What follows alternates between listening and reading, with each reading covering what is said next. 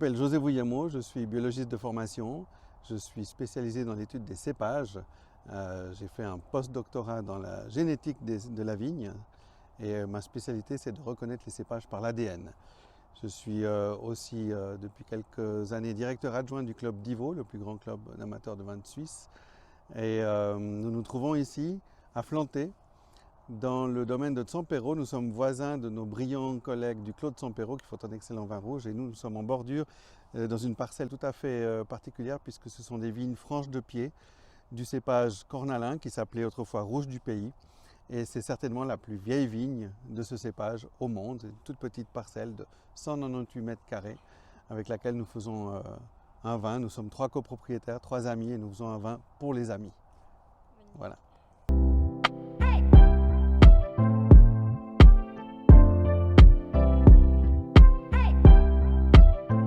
Mais le rouge du pays, c'est quelque chose de particulier. Quand j'étais en Californie dans mon post-doctorat, donc après mon doctorat à l'Université de Lausanne, je suis parti 1 an en Californie pour apprendre la technique du test ADN sur les cépages en Californie. Pourquoi? Parce que c'était le laboratoire le plus de pointe dans le sujet à l'époque et j'avais quand même travaillé sur les cépages suisses aux États-Unis. Et j'ai fait des découvertes qui étaient tout à fait inédites et inattendues, puis c'était la première fois que quelqu'un gratouillait les cépages suisses, l'ADN des cépages suisses avec cette technique. D'autres l'avaient fait en France ou ailleurs avant moi, mais en Suisse j'étais le premier à faire ce test ADN. Et les surprises étaient de taille puisque j'ai pu trouver les parents de ce qu'on appelle le cornalin en Valais. Et les parents sont 2 cépages du Val d'Ost, 2 vieux cépages historiques du Val d'Ost. L'un est le petit rouge, qu'on trouve assez régulièrement sur les tables des restaurants au Val d'Ost. C'est un cépage typique de la région. Et l'autre, c'est le Mayolet, un petit peu plus rare. Et ces 2 cépages étaient plantés dans la même vigne historiquement depuis très longtemps, puisque déjà au XIXe siècle, le cru de Torrette, près d'Ost, était très réputé, donnant un des meilleurs vins d'Italie. Et il était planté, entre autres, de ces 2 cépages. Donc l'hypothèse est que le cornalin serait né au Val d'Ost, et puis il aurait été introduit en Valais il y a plusieurs siècles. On n'a pas de documents, on n'a pas de traces, mais il y a plusieurs siècles, où il s'appelait initialement rouge du pays. Et dans tous les anciens documents historiques, on voit rouge du pays, ou parfois plus tard rouge du Valais. Et c'est seulement en 1972 que Jean Nicolier, qui était chef de l'Office cantonal de viticulture, il l'écrit noir sur blanc, il a lu un livre sur les cépages valdôtains. Et il dit, je trouve que le nom rouge du pays n'est pas très vendeur. Je propose d'emprunter le nom cornalin à un vieux cépage valdotin quasiment oublié, presque disparu. Je propose d'emprunter ce nom. Et en même temps, on a appris à mieux cultiver ce cépage qui s'appelle aujourd'hui cornalin. Moi, j'ai à cœur de l'appeler rouge du pays. On comprendra pourquoi très vite. Donc on a appris à mieux le cultiver, c'est devenu une spécialité valaisanne, sauf que son nom est totalement usurpé parce que le vrai cornalin originel, celui du Val d'Ost, n'a pas disparu. Il existe encore et depuis quelques décennies, on en fait de plus en plus. Et maintenant, on se retrouve dans une situation où on peut avoir une bouteille de cornalin en Valais avec un cépage et une bouteille de cornalin au Val d'Ost avec un autre cépage. Ce qui pose une confusion au point de vue, l'empélographie c'est la science qui étudie les cépages, au point de vue empélographique c'est une erreur. Il y a eu usurpation du mot cornalin et c'est le principe d'antécédence qui fait foi, donc c'est ceux qui l'ont utilisé en premier qui devraient avoir le droit de le garder. Donc pour l'étude des cépages, moi je suis obligé d'utiliser le mot rouge du pays comme nom officiel du cépage et le nom cornalin, moi je le réserve pour le cépage du Val d'Ost. Après, je me suis fait taper sur les doigts par plusieurs personnes. Premièrement, c'était un scandale de dire que le rouge du pays, donc le cornalin, était né au Val d'Ost. Il y avait des gens qui avaient la boule au ventre en apprenant ça. C'est vrai qu'il y a une espèce d'identification avec un cépage, avec une région. Maintenant, il faut garder la tête froide. On a fêté le bicentenaire du Valais en 2015. Donc avant 1815, le Valais et le Val d'Ost faisaient partie de la même entité, on faisait partie du royaume de Savoie, donc il n'y a pas vraiment de surprise de savoir qu'il y a eu des échanges énormes entre les 2 régions. On a échangé des races bovines, on a échangé des fromages, on a échangé du patois. Je dis parfois on a échangé des femmes parce qu'il y a des familles qui sont passées de part et d'autre du Grand Saint-Bernard. Donc ce n'est pas du tout une surprise d'avoir cette parenté qui nous vient du Val d'Ost.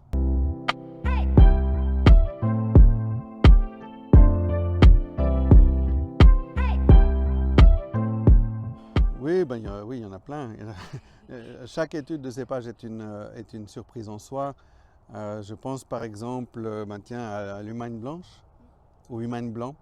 On peut dire les deux. Il y a un linguiste de l'Uni de Lausanne qui s'est penché sur le sujet en 1937, le professeur Ebicher, et qui a défini qu'on pouvait dire les deux, Humagne blanc et Humagne blanche. Donc c'est à votre bon vouloir.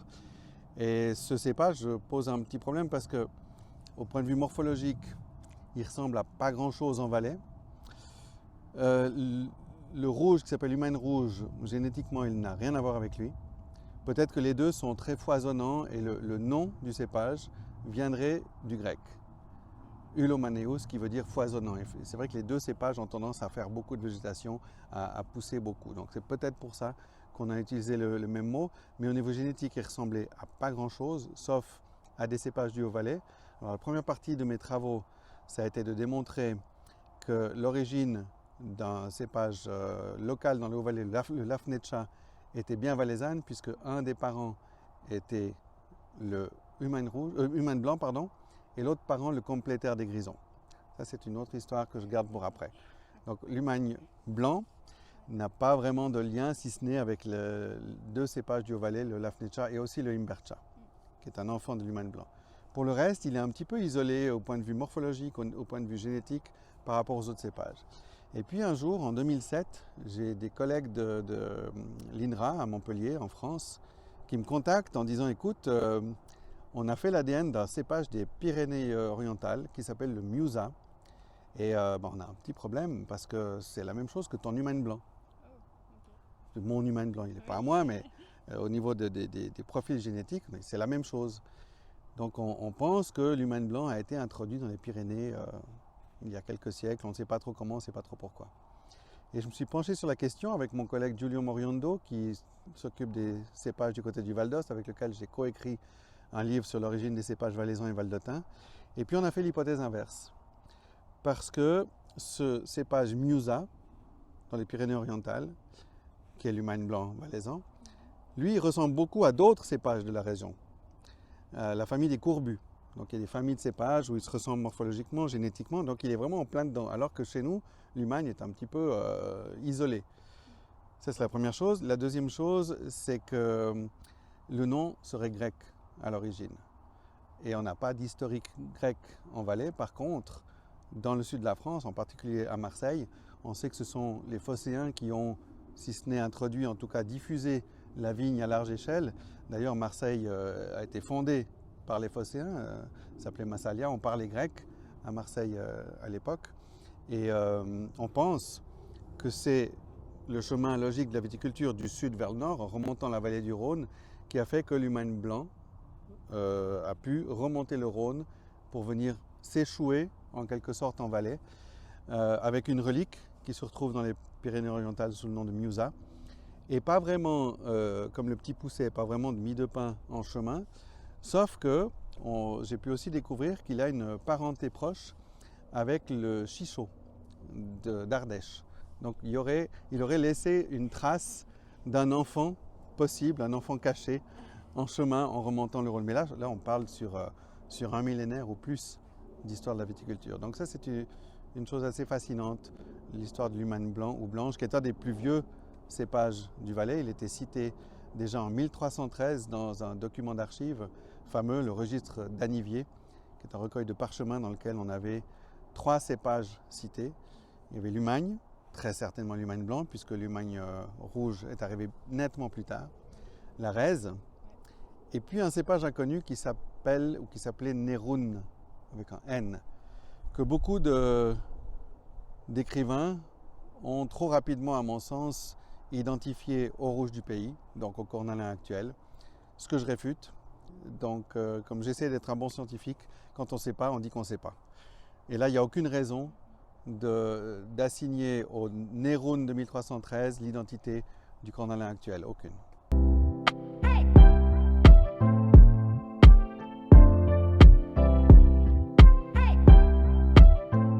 phylloxéra, c'est un insecte d'origine américaine qui s'attaque aux racines de la vigne européenne. Aux États-Unis, on a d'autres espèces de vignes, d'un point de vue botanique, différentes de celles qu'on a en Europe, et elles sont naturellement résistantes à ce phylloxéra. Et par échange de vignes, par bateau très certainement, on a introduit cet insecte en Europe. Et il s'est attaqué joyeusement à la vigne européenne. Et quand il commence à bouffer les racines d'une vigne, en une année, on perd la vigne entière. Ça a été une catastrophe. La première observation en France, dans le Gard, c'était en 1863. Et c'était catastrophique et personne n'avait la solution. Ensuite, il s'est répandu partout en France, dans les pays environnants et dans toute l'Europe. En Suisse, la première observation, c'était dans le canton de Genève, on est à proximité de la France qui avait été touchée la première, en 1878. Et puis en Valais, la première vague, c'était en 1906. Mais on avait déjà à ce moment la solution. Donc plein de choses ont été essayées. On a essayé d'inonder les vignes, on a essayé de traiter avec des différents gaz, on a essayé plein de choses. Et puis c'est le docteur Planchon qui a trouvé la solution. Comme c'est un insecte qui vient des États-Unis, et comme les vignes américaines sont naturellement résistantes, il a eu l'idée de greffer les plants européens sur ces vignes américaines. Avant ça, on avait essayé de faire des croisements.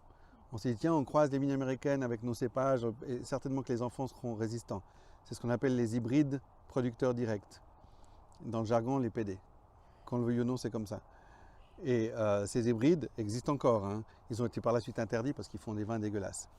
Ils ne font pas des bons vins et ils ne sont pas vraiment résistants au phylloxéra. Donc la solution, c'était de prendre la vigne américaine, on lui coupe la tête, on prend la vigne européenne, on lui coupe le cep et on greffe, en gros. Donc la base, c'est génétiquement de la vigne américaine et le haut, la partie aérienne, c'est la vigne européenne, c'est le cépage qu'on aura choisi, c'est le merlot, c'est le cabernet sauvignon, c'est ce qu'on veut. Il n'y a aucun échange génétique entre les deux. Il y a un échange de sève, mais il n'y a aucun échange génétique entre les deux. Je montre exprès ici parce que dans cette vigne, on n'a pas de greffage. On a des vignes qui sont franches de pied. Ça représente je ne sais pas quel millième de % des vignes suisses. Je crois qu'il doit y avoir 2 ou 3 vignes en Suisse qui sont franches de pied, dont celle-ci, parce que le sous-sol est très sablonneux. Et cette vigne de Rouge du Pays, donc du Cornalin du Valais, a probablement plus de 100 ans. Ces cèpes tortueux qui existent depuis plus de 100 ans. D'ailleurs, le rendement est très très faible. Et comme le sous-sol est sablonneux, le phylloxéra n'arrive pas à se déplacer, n'arrive pas à aller manger les racines. C'est ça qui nous a sauvés. Mais partout ailleurs, on a dû greffer contre cet insecte. Alors, bien entendu, ça a provoqué un changement radical dans l'encépagement en Europe et en Suisse en particulier. Si on prend une région comme le Valais, où on avait quand même un patrimoine de cépages extraordinaire, on avait historiquement majoritairement l'Humagne et la Rèze. Aussi du Muscat, qui n'est pas originaire d'ici, mais il était répandu dans toute l'Europe et ça faisait un vin spécial. En rouge, on avait très certainement le Rouge du Pays, donc le Cornalin, et puis quelques autres raretés. Mais on n'avait pas de Pinot, on n'avait pas de Chasselas, etc. Quand le phylloxéra arrive, on connaissait déjà le Pinot et le Chasselas. Quand il a fallu prendre la décision de tout arracher avant qu'on se fasse décimer par le phylloxéra et de replanter des plants avec porte-greffe, eh bien, on a très souvent choisi des cépages plus faciles à cultiver, plus productifs, avec un meilleur rendement, au détriment des vieux cépages des ancêtres. Ce qui fait que la Rèze, qui était un des cépages principaux du Valais depuis le Moyen-Âge, depuis qu'on en a des documents, est réduite aujourd'hui à 2,5 ou 3 hectares, c'est-à-dire quasi rien. L'Humagne blanc, c'est pas beaucoup mieux, c'est 29 hectares sur environ 4750 hectares que compte le Valais. Donc, ce qui constituait l'encépagement valaisan auparavant a quasiment disparu. Et on a remplacé ces cépages indigènes autochtones par des cépages entre guillemets étrangers. Le fendant, bon, il vient de l'étranger de l'intérieur, apporté par les Vaudois. Le Pinot vient de la Bourgogne. Le Gamay vient de la Bourgogne également. Le Sylvaner est un cépage d'Autriche, qu'on a peut-être eu à travers l'Allemagne, ça c'est encore pas bien défini, mais c'est un cépage d'Autriche. Donc si on regarde l'encépagement actuel, on n'a pas grand-chose qui est vraiment indigène. Et moi je suis toujours fervent à défendre les cépages indigènes. Si un jour on peut avoir la moitié du Valais planté en Diolle, pourquoi pas, ça me ferait bien plaisir. Parce que ça, au moins, on est les seuls à l'avoir, on est les seuls à savoir le faire. Je parle de l'Arvine, je parle de la Migne, j'inclus bien entendu le Cornalin, on peut parler du Maine Rouge, on peut parler de tous ces cépages qui font notre particularité et notre patrimoine. Et je ne connais pas vraiment d'autres régions dans les régions traditionnelles viticoles qui cultivent majoritairement quelque chose qui n'est pas originaire de l'endroit. J'en connais pas. Si on regarde le Piémont, on pense Barolo, Barbaresco, on pense Nebbiolo. Il y a d'autres choses, mais ça reste local. Le Dolcetto, il est local, etc. Si on pense à l'Allemagne, on pense Riesling, c'est le cépage de l'endroit. Et j'ai pas d'autres exemples de régions qui ont complètement supplanté leur cépage d'origine pour mettre des cépages que d'autres personnes font depuis longtemps et souvent mieux que nous. Voilà. On est parti du phylloxéra. Hein. Ouais. Donc voilà, le phylloxéra, il a quand même eu une grosse influence sur, je dirais même pas la transformation, la transfiguration de l'encépagement suisse. Vraiment. Ce que je ne peux pas déterminer, c'est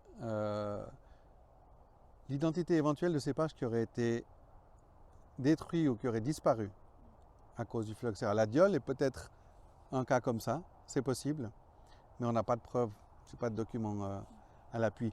Je n'ai pas de documents qui me donnent des noms de cépages courants qui n'existent plus aujourd'hui.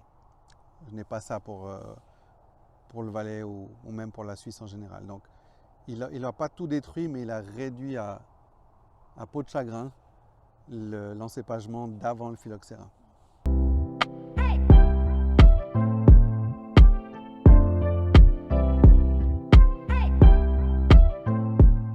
Il y a différentes tendances. De ce que je peux observer, il faut un attachement quand même particulier au patrimoine, à l'histoire, pour avoir le courage de replanter des cépages historiques. Bon, si on prend l'Arvine ou le Cornalin, c'est autre chose parce qu'on a mis l'accent aussi au niveau marketing sur ces cépages où on a observé une augmentation de l'encépagement. Mais pour les autres, ça reste vraiment des cépages de niche. On a quand même tendance à rester dans le mouvement et puis continuer à planter ce qui existe déjà. Et puis l'autre mouvement, c'est de planter des cépages qui sont des croisements. Moi, je fais la distinction entre croisement et hybride. Un croisement, on reste dans la même espèce, c'est vigne européenne par vigne européenne. Puis hybride, c'est vigne européenne par vigne non européenne, que ce soit américaine ou asiatique. Les croisements, c'est le Gamaret, c'est le Garanois, c'est Marat, etc., qui rencontrent un certain succès, surtout dans des cantons où il n'y a pas vraiment de cépages indigènes autochtones, comme le canton de Genève, par exemple. Ou alors on va sur des hybrides, comme le fameux Divico, qui rencontre un très joli succès, qui donne d'ailleurs des vins très intéressants, et qui, lui, ne nécessite pratiquement aucun traitement. Donc il y a un côté préservation de l'environnement qui joue un rôle important. Donc on voit un petit peu toutes ces tendances qui vont ensemble. En Suisse, on a tendance à partir dans tous les sens. On n'a aucune ligne de conduite. C'est vraiment la liberté d'entreprise. Alors ça a ses avantages et ses inconvénients.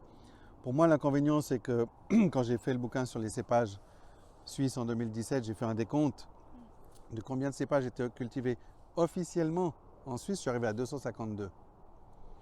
Dont 168 autorisés en AOC. Et la Suisse, du point de vue de la surface, c'est l'équivalent de l'Alsace.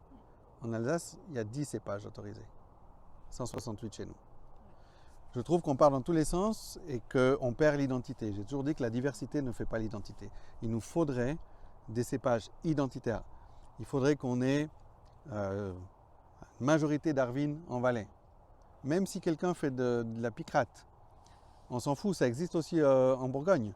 En Bourgogne, on a la Romanée Conti, et puis à quelques encablures, on a du passe-tout-grain à 10 € qu'on n'arrive pas à vendre et qu'on n'arrive non plus parfois pas à boire. Pourquoi pas ? Il faut que tout existe, mais au moins, la Bourgogne est réputée pour son pinot. Nous, on devrait être réputés pour notre Arvine et d'autres cépages, pour la mine, et bientôt, je ne sais pas quoi. La Diolle. Par exemple. Pas moi qui l'ai dit. Hein. Au lieu d'essayer un peu tout et souvent n'importe quoi, On a la chance d'avoir un climat exceptionnel. Pas de souci, on peut tout faire mûrir ici. Tout va mûrir. Parfois même un peu trop bien. Les cépages précoces mûrissent trop tôt. Donc oui, on peut tout essayer. Dans le bouquin Wine Grapes, on avait presque 1500 cépages recensés qui étaient cultivés commercialement. On peut tous les planter. Puis on fait quoi? Quel est le but? Le but, malheureusement, j'ai l'impression que c'est encore et toujours de faire ce que le voisin ne fait pas. Parce que le voisin, c'est le concurrent. Et je pense, je ne suis pas le seul à le dire, il faut arrêter de penser petit comme ça, nombriliste. Le concurrent, ce n'est pas le voisin. Le concurrent, ce n'est pas le canton d'à côté. Le concurrent, c'est hors Suisse. La Suisse est déjà tellement petite. Le concurrent, c'est le vin hors des frontières. À l'intérieur des frontières, il faut se serrer les coudes. Et puis, on doit mettre les forces où on a un savoir-faire et une connaissance historique, à mon avis. Mais bon, moi, je fais de la théorie, je ne fais pas de la pratique.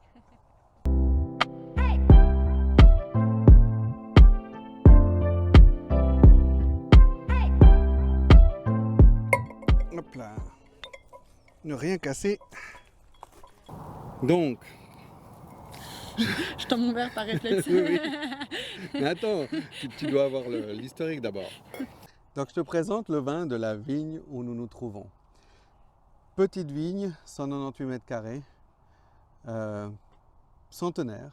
On ne connaît pas exactement son âge, mais très certainement au-delà de 100 ans, comme on peut le deviner avec les cèpes tortueux, qui sont francs de pied, donc ils ne sont pas greffés sur le plan américain. Elles n'ont jamais été attaquées par le phylloxéra, parce que le sous-sol est sablonneux, donc le phylloxéra ne peut pas manger notre vigne.